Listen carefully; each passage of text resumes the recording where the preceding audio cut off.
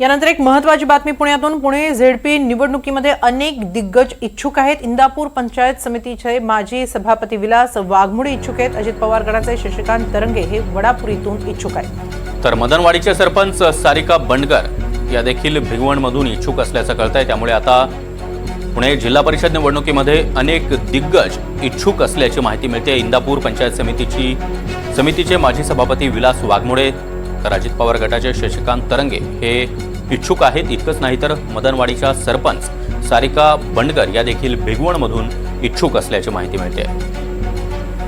याबाबत अधिक माहिती घेऊया आमचे प्रतिनिधी देविदास राखुंडे यांच्याकडून। देविदास, काय अधिक माहिती? पुण्यामध्ये अनेक दिग्गज इच्छुक आहेत।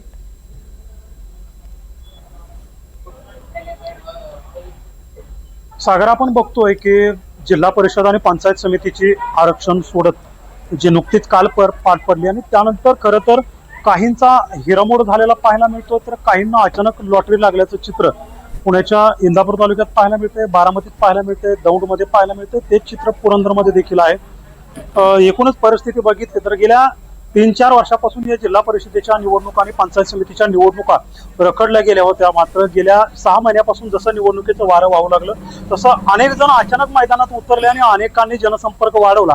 मात्र कालचं जे आरक्षण सुटलंय त्यामध्ये काहींच्या आशा पल्लवित आहेत तर काहींच्या आशा पूर्णपणे मावळलेल्या आहेत। कारण जे अपेक्षित आरक्षण धरलं होतं त्या पद्धतीने काही ठिकाणी आरक्षण झालं नाही, त्यामुळे तिथं काहींचा नाईलाज झालेला आहे। एकंदरीतच इंदापूरमध्ये आपण जर परिस्थिती बघितली तर वडापुरी जिल्हा परिषद गट जर आपण प्रामुख्यानं बघितला तर वडापुरी जिल्हा परिषद गटामध्ये एकूण इंदापूर तालुक्यामध्ये 8 जिल्हा परिषदेचे गट आहेत आणि 16 पंचायत समितीचे गण आहेत। तर त्यामध्ये जर आपण बघितलं तर वडापुरीमध्ये डॉक्टर शशिकांत तरंगे हे राष्ट्रवादी काँग्रेस अजित पवार गटाचे प्रवक्ते आहेत। त्याचबरोबर इंदापूर पंचायत समितीचे माजी सदस्य हे सतीश पांढरे आहेत, जे आता माजी सदस्य राहिलेले आहेत पंचायत समितीचे, ते देखील जिल्हा परिषदेसाठी इच्छुक आहेत।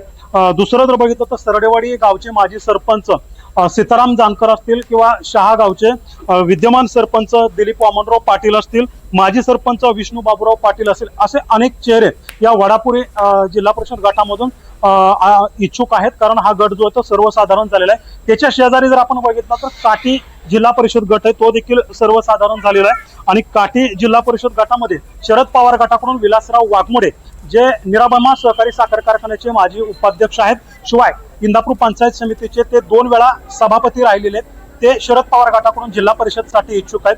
त्या ठिकाणी जर बघितलं तर त्यांना फाईट देण्यासाठी अजित पवार गटाकडून श्रीमंत ढोले हे माजी जिल्हा परिषद सदस्य आहेत आणि अजित पवार गटाचे एक मोठे दिग्गज नेते म्हणून त्यांना ओळखलं जातं, ते त्या गटामध्ये इच्छुक आहेत। भिगवणमध्ये जर आपण बघितलं तर त्या ठिकाणी अनेक पुरुष मंडळींनी तयारी केली होती, कारण तो गट आहे तो सर्वसाधारण पडेल अशी अपेक्षा होती। मात्र त्या ठिकाणी सर्वसाधारण महिला आरक्षण त्या ठिकाणी भिगवण शेटपळे गडे गटामध्ये पडलेले, त्यामुळं ज्यांनी त्या ठिकाणी तयारी केली होती त्यांना कुठेतरी धक्का बसलाय। मात्र आता त्या ठिकाणी त्यांच्या घरातील महिला मेंबर ते उभा करू शकतात।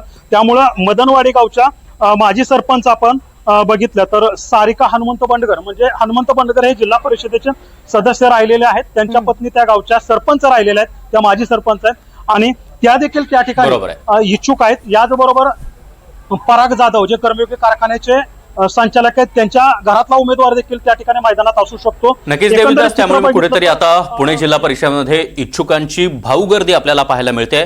धन्यवाद तुम्ही दिलेल्या या सविस्तर माहितीसाठी।